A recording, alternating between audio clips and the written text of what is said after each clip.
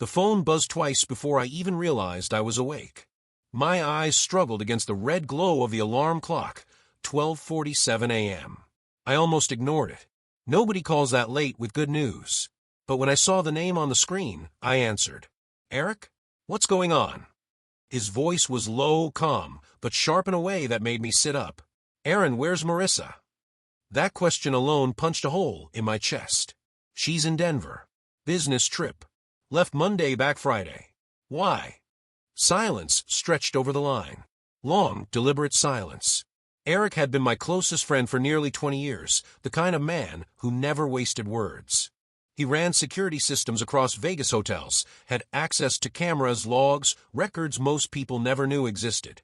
When he called, it was never casual. Eric, I pressed, my throat dry. What is this about? She's not in Denver, he said finally. She's here. Vegas. Checked into the Sierra Grand Hotel 3 hours ago. I sat there frozen, staring at the dark outline of my living room wall. My wife of 12 years. The woman who left for client meetings in Denver. No, I whispered. That's impossible. I drove her to the airport. She used your debit card, Eric replied. Her real name. No attempt to hide it. My stomach twisted. I thought back to the suitcase I'd carried for her, the goodbye kiss at the terminal, the way she waved over her shoulder. All of it replayed now, like some cruel home movie. And then Eric said the words that shattered what little denial I had left. She's not alone, Aaron. She's with him. The phone pressed harder against my ear. Who? You know him. Brandon Miles. The name dropped like a hammer. Brandon, the fitness entrepreneur she swore was just a friend. The guy always tagging her in posts, sending inside jokes on social media, the one I asked about more than once. She'd laughed, accused me of being insecure, paranoid. She even rolled her eyes when I suggested she set some boundaries. I felt my jaw clench until it ached. Eric didn't say more. He didn't need to. You have proof? I asked, my voice so flat it almost didn't sound like mine. Security footage, receipts, timestamps. I can send it right now. No, I swallowed hard. Not yet. You want me to cut her off? Freeze the card? Get her thrown out? I stared at the blank TV screen across from me, the reflection of a man I barely recognized. My eyes looked sunken, haunted already. No, I said finally. My voice was calm now, almost disturbingly so. Let her spend. Let her think she's untouchable. Eric hesitated. You sure about that? Yes. I leaned back against the couch, my fingers tightening on the phone. I want everything, Eric. Every receipt, every video clip, every time-stamped log you can get me. I don't want suspicion. I want certainty.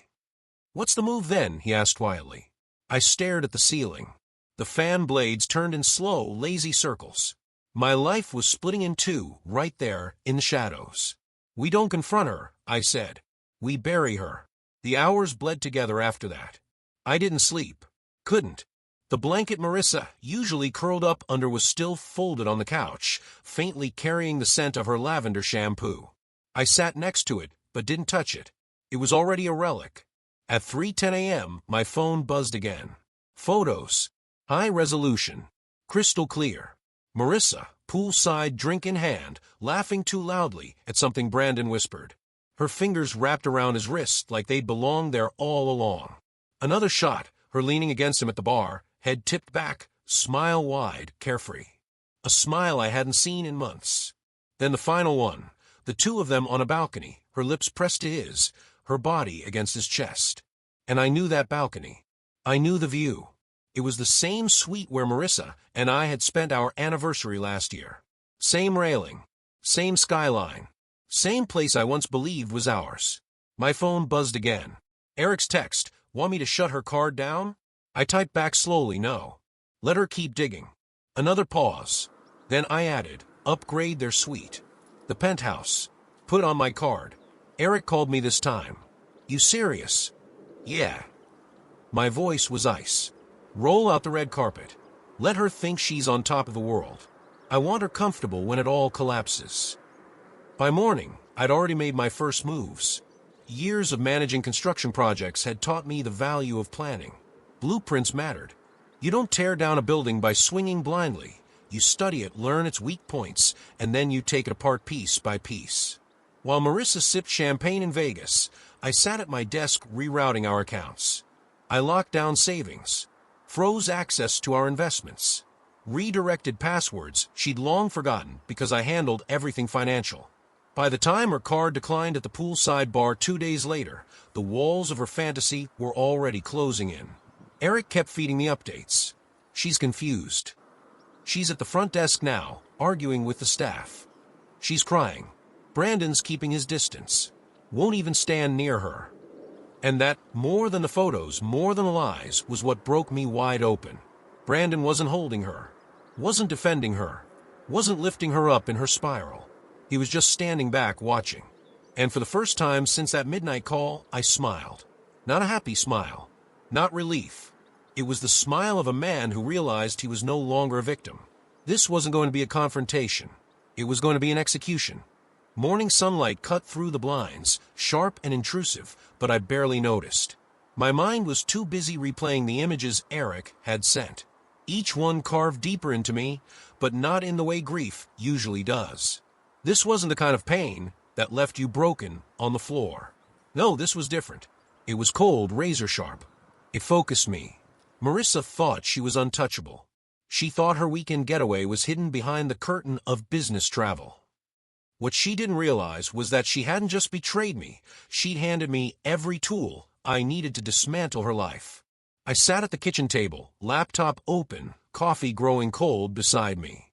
Years as a construction project manager had taught me that chaos destroys projects, but structure builds power. I wasn't going to shout, scream, or smash things. That's what she probably expected. Instead, I was going to build a blueprint. Suspicion was a weak weapon. Proof was iron. I opened a fresh drive and labeled a folder with a name that made me smirk bitterly: Foundation. Inside, I began saving everything Eric sent me: photos, video stills, time-stamped receipts. She charged spa treatments, champagne bottles, room upgrades. Brandon bought nothing. It was all on my card. That would matter later. I forwarded the hotel receipts to a private email account, locked with a two-factor authentication Marissa didn't even know existed. Every move she made in Vegas became another brick and wall I was building. Then I added screenshots of our joint accounts showing the withdrawals. I tagged them with simple labels: theft, fraud, abuse of trust. Marissa had always been careless with money, but I managed it. Our mortgage, car payments, insurance, all of it ran through me. She liked to play the part of the independent wife, but the truth was she leaned on me for every logistical detail of her life. Without me, she'd collapse under the weight of late fees and overdrafts. I called the bank. Calmly, politely, as though nothing was wrong. I'd like to update security protocols on all joint accounts. Add verbal passwords. Remove secondary access for now. Just precautionary. The banker on the line smiled through her voice. Of course, Mr. Miller. I'll mark you as primary authority. And just like that, Marissa was locked out. She wouldn't notice immediately. Her debit card would still swipe for groceries and gas, but anything significant? Any real transaction? Denied. I didn't run to a divorce lawyer that morning. That's what most betrayed husbands do. They panic, file paperwork, let anger dictate the pace. I wasn't going to do that. Timing mattered. Instead, I researched quietly. Arizona was a community property state, which meant half of everything was hers, on paper. But if I could prove she'd been spending marital funds on affair, that shifted leverage. Judges hated waste, hated betrayal tied to money. If I played it right, I could corner her into walking away with far less than half. By noon, my foundation folder had grown fat with files. But I wasn't done. The man who thought he could step into my life and take what was mine needed to be handled differently. Rage tempted me to drive to Vegas, drag him out of that suite, and leave him bleeding on the sidewalk. But that's what men without patience did. That's how they ended up with mugshots while the cheaters played victims. No, Brandon needed a quieter kind of ruin. I pulled up his business website. He ran a series of boutique gyms marketed as elite lifestyle clubs. Flashy Instagram reels of him shirtless, flexing beside high-paying clients, promising transformation packages that cost more than most people's rent. I skimmed reviews, contracts, fine print. Already, I saw red flags. Shady refund policies. Inflated before and after photos. Complaints buried in comment threads. I smiled. Scammers left trails. You just had to know where to look. I wasn't going to expose him yet. Not directly. That would come later, when Marissa was tethered to him, when she believed he was her ticket to freedom, when she was most vulnerable. Because here was the truth Eric had quietly revealed during his latest update. She keeps asking Brandon to cover things. He won't. Just stands back. Makes excuses. She's rattled, Aaron. Of course she was. Brandon wasn't her partner. He was her parasite.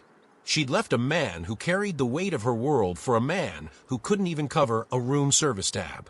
That was when I knew my real power wasn't just in destroying her. It was in letting her see exactly what she'd chosen. That evening, I sat on the back patio, the desert sky burning orange as the sun dipped low. My phone buzzed again. Eric, she's trying your cards again. Declined. Brandon's pissed. He's telling her to call you. Let him, I said. You want me to keep sending footage? Yes. But keep it clean. No noise. Just facts. Got it. Before he hung up, his tone softened. You okay, man? I looked at the fading sky. Was I okay? My wife was in another state, betraying me with a man who saw her as nothing more than a weekend thrill. My marriage was ash. My life was splitting in two. But in a strange, chilling way, I felt more in control than I ever had. I'm fine, I said, and I meant it. The next morning, I set my alarm early. It was time to extend the blueprint. I called an IT friend who owed me a favor. I need help tracing social media activity. Quietly. DMs, hidden accounts, alt profiles. Can you do it? He chuckled. For you, Aaron? Of course. Within hours, he sent me a file with screenshots from an Instagram burner Marissa had been using. A private account under the name WildHearts87. Photos of hotel rooms, champagne flutes, gym selfies with Brandon tagged. Her captions made my stomach tighten. Cryptic little lines like finally free and living my truth. Free from what? From me? From the man who paid her bills, fixed her car, held her through her father's funeral? Living my truth. No, she was living on my dime. I added the screenshots to my foundation folder. Labeled Deception. Over the next few days, I played the role of dutiful husband. I texted her in the mornings, asking how her meetings were going. She replied with rehearsed lines, so busy back to back, can't wait to see you Friday. Every message she sent became another piece of evidence. Every lie a nail in her coffin. And she didn't realize the walls around her were already shrinking. She didn't know the accounts were locked. She didn't know the proof was piling. She didn't know her lover's past was being pulled apart thread by thread. That was the beauty of patience. She would never see it coming. Because betrayal hurts loud, but revenge whispers. And my whispers had only just begun. By the time Marissa returned from Las Vegas, the house felt different. She walked in, dropped her suitcase by the door, and tried to kiss my cheek like nothing had happened. The smell of hotel shampoo still clung to her hair. I leaned back just enough for her lips to graze air. Long trip? I asked. Her smile wavered, then settled back into something rehearsed. Exhausting. Meetings all day. You know how it is. I nodded. Of course. I didn't mention the photos. I didn't mention the burner account. I didn't mention Brandon holding her waist in front of neon lights. No. Let her think I was still the oblivious husband. Let her relax, let her lie, let her hang herself with her own rope. That night, she scrolled her phone in bed, screen lighting her face. I turned to my side, eyes closed, chest steady.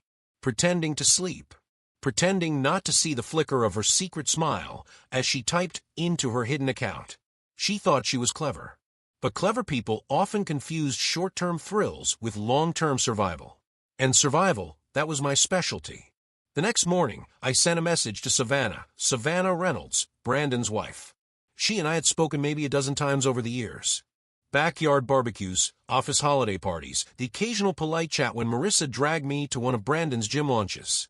She was a sharp woman, well put together, with the kind of intuition you didn't ignore.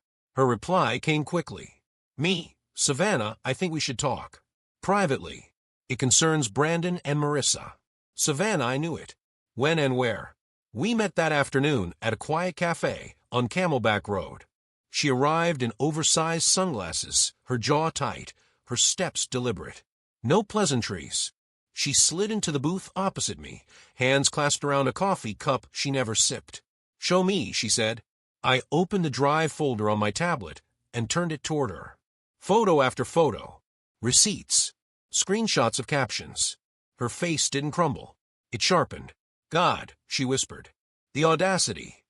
I didn't tell her about the nights I stared at the ceiling, imagining every detail of what they did together.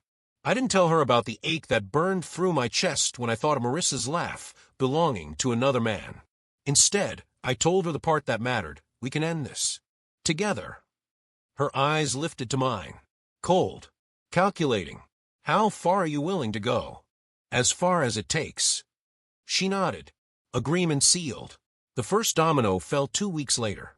Marissa and Brandon's company, a small but ambitious consulting firm, was preparing for a major client pitch. I knew because I'd accidentally overheard her on late-night calls, voice hushed, rehearsing her presentation. She bragged that if they landed the contract, it would double their revenue for the quarter. Through Savannah, I got the client's contact information. I sent a neat, anonymous packet. Evidence of Brandon's shady gym practices, inflated contracts, complaints swept under the rug. Nothing illegal, yet but enough to plant doubt. At the very end, I slipped in a photo. Marissa and Brandon together in Las Vegas, her hands sliding over his chest, champagne spilling down his shirt. Professionalism shredded. Credibility gone. A week later, the client pulled out. Brandon exploded. I didn't need to be in the room to know it. Eric, still my quiet eyes on the ground, sent me a message. "They're fighting." Screaming match in the office. People heard it through the walls. Perfect. The second domino was easier. Brandon prided himself on being an influencer CEO. Every day, he posted motivational clips, him running at dawn, flexing in the gym, spouting recycled lines about discipline and grind. All surface. No substance. Using the evidence my IT friend gathered, Savannah and I fed his burner activity, photos of women, DMs that blurred the line between harmless flirtation and something darker, into the inbox of a gossip blogger who lived for scandals. 2 days later, Brandon's name trended locally. Fake fitness guru exposed. His credibility tanked overnight. Clients demanded refunds. Investors backed out. His own employees started circulating resumes. And Marissa? She was tethered to him professionally and emotionally. She couldn't step back without looking complicit. She couldn't step forward without falling with him.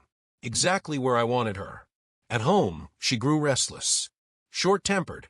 "Why are the accounts frozen?" she demanded one evening, waving her debit card like it was a smoking gun. I didn't look up from my laptop.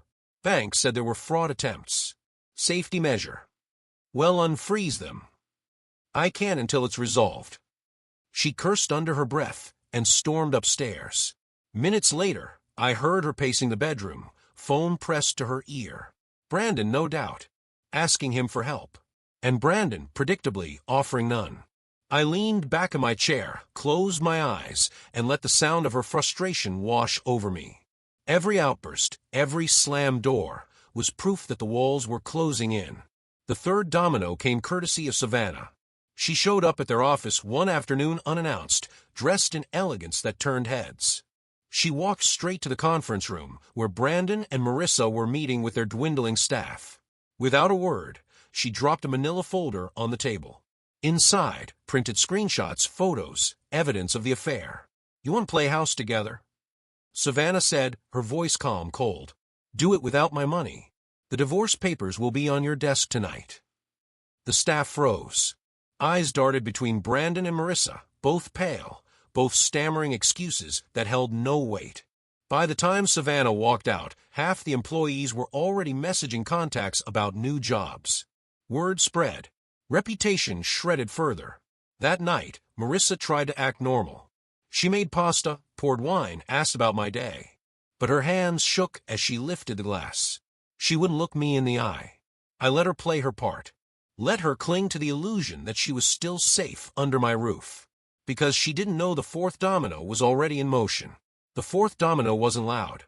It was legal. I met with my attorney in a discreet office downtown. Handed him a thick folder, my foundation. He skimmed it, eyebrows climbing higher with each page. You've built quite a case. This isn't just infidelity. This is financial misconduct, reputational harm, willful deceit. What does that mean for me? I asked. It means, he said, closing the folder, that if she pushes for half, she won't get it. In fact, with this much evidence, we can push for her to walk away with almost nothing. I leaned back, exhaling slowly. That's exactly what I want. Weeks passed. Brandon's business collapsed under scrutiny. Lawsuits surfaced from angry clients. His social media accounts went dark, followers plummeting, sponsors fleeing. Marissa's phone buzzed constantly, her whispers in the hallway growing more frantic. And me? I moved in silence, working, planning, smiling when she needed me to smile. She had no idea the papers were already being drafted. No idea that soon she'd be standing in a courtroom, stripped of everything she thought she'd taken from me. Because revenge wasn't about rage. Rage burns fast and leaves ash. Revenge was about patience. And mine was endless. The collapse was almost complete. But the final move, the one that would seal her fate, was still waiting in my hands. The morning the papers arrived, Marissa was still in bed, scrolling her phone, dark circles under her eyes. She hadn't been sleeping well. I knew because I'd been awake, too, listening to her toss and turn, hearing her whisper arguments into the phone with Brandon, hearing her cry when she thought I was asleep. When the doorbell rang, she didn't move. I went downstairs, signed for the envelope, and carried it back up. The weight of it felt heavier than paper should. Years of betrayal condensed into neat, stapled pages. I placed the envelope on the nightstand beside her. "What's that?" she asked, voice hoarse. "Open it." She set her phone aside, tore the seal, and scanned the first page. Her face blanched.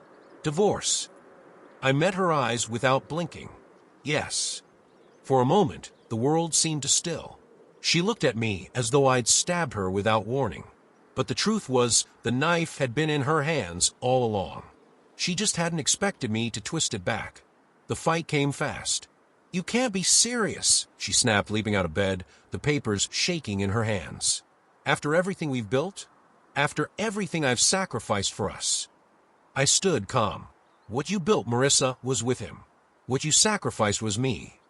Her mouth opened, then shut. The silence between us was louder than the argument she wanted to have. She tried again, her voice breaking. "We can work through this. People make mistakes." Mistakes. I cut her off, steady, unflinching. Mistakes are forgetting an anniversary. Mistakes are leaving the oven on. Flying to Las Vegas with your business partner and parading around like teenagers in heat? That's not a mistake. That's a choice. She flinched like I'd slapped her. But I didn't raise my voice. Not once. By the end of that week, my lawyer had filed everything. Every asset was accounted for, every bank statement dissected, every photo and screenshot documented. I'd made sure of it. And when her attorney called mine, they didn't argue for half. They didn't even argue for a quarter. They begged for mercy, because the evidence was overwhelming. The financial ties between her and Brandon were messy, her personal credibility was shredded, and her role in their crumbling business left her looking reckless, irresponsible. In the end, the settlement was simple. She walked away with nothing but her clothes, her car, and a bruised ego. No house, no savings, no stake in the business that was now sinking with Brandon anyway. She thought she could rebuild with him, but Brandon's empire was already ash. I'll never forget the day she came back to pack her things. She moved through the house like a ghost, pulling dresses off hangers, stuffing them into suitcases, keeping her eyes low. I stayed in the kitchen, leaning against the counter, coffee in hand, watching silently. At one point, she paused in the hallway, looking at the family photos still hanging on the wall. Us at the Grand Canyon. Us in Cabo. Us on Christmas morning, smiling like strangers playing roles we didn't believe in anymore. Her eyes glossed with tears. She reached up to touch one frame, then dropped her hand as if burned. "Does it really have to end like this?" she whispered. I set my cup down. "It ended the day you chose him." She swallowed hard, nodded once, and walked out. The door closed behind her with a finality that echoed through the empty rooms. Brandon didn't last much longer. Savannah filed for divorce, took half of what was left, and sold her story to a business journal. The article went viral, from fitness king to fraud. His reputation never recovered. He tried launching a podcast, but sponsors avoided him like the plague. His gym closed within 6 months. The last I heard, he was living in a rented condo on the outskirts of town, still posting motivational quotes to the handful of followers who hadn't abandoned him. Marissa? She stayed with him for a while, clinging to the wreckage like it could somehow keep her afloat. But people talk. Clients whisper. Former friends avoid. Eventually, she disappeared from social media altogether. I didn't look for her. I didn't need to. Life, for me, didn't return to what it was before. It never could. But it became quiet. Peaceful. I poured myself into work, into rebuilding not what she'd taken, but what I still had. My own life. My own dignity. One evening, months later, I sat on the back porch with Eric. We drank beer under the Arizona sky, the air cooling as the sun dipped behind the mountains. He clinked his bottle against mine. You know, he said, most guys in your shoes would have lost it. Yelled, screamed, thrown punches. But you never raised your voice. I smiled faintly. That's the thing about revenge. It's not about being loud. It's about being final. He nodded, quiet for a while. Then he asked, do you ever miss her? I thought about it. About the woman I married before ambition twisted her into something unrecognizable. About the laughter we used to share, the dreams we once whispered in the dark. I miss who I thought she was, I said at last. But the truth? I don't miss her at all. And for the first time in years, I meant it. Weeks later, a letter arrived. No return address, but I knew the handwriting instantly. Inside a single page. I never meant to lose you. I hope one day you'll forgive me. I folded the letter carefully, slid it back into the envelope, and tucked it into the drawer of my desk. Not out of hope, not out of love. Just as a reminder. A reminder that silence was my greatest weapon. That walking away was the sharpest blade of all. And as the desert nights stretched long and still, I realized something. Revenge wasn't about making her hurt, it was about making me whole again. And I was. Completely. Would you have handed her those papers face to face, or ghosted for good? Drop your answer in the comments, and hit follow if you want more. YouTube picked this for you. Tap it. Let's see if they guessed right.